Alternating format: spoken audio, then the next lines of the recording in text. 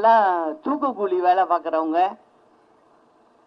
67 இடத்துல நான் அந்த அந்த அவங்க தங்கி இருக்கிற 350 வீடு நான் சுற்றி சுற்றி வந்துக்கிட்டு இருக்கேன். எங்கே பார்த்தாலும் பிரேதமாக இருக்கு.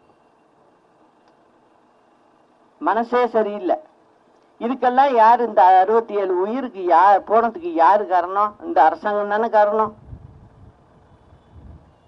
நான் அங்க சொல்றேன்,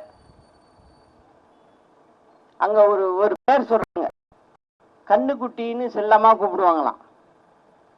யார் அந்த கண்ணுக்குட்டி? முதல்ல கண்ணுக்குட்டிய புடி, 67 உயிர் பேருக்கு அப்படின்னு சொல்லிட்டு வந்தேன் நான். ஏன்னா நான் போன வீட்டுல அந்த மக்களே சொல்லுது, பேர் வரைக்கும் சொல்லுது, அந்த ஆளை பிடிக்கணுமா, அவன் தாமா இங்க எல்லாமே பண்ணிக்கிட்டு இருக்கான், திமுக காரங்களோட சேர்ந்து பண்றாருமா அப்படின்னு சொல்லுதுங்க எல்லாமே. அதுக்காக தான் நான் அதை சொல்லிட்டு வந்தேன்.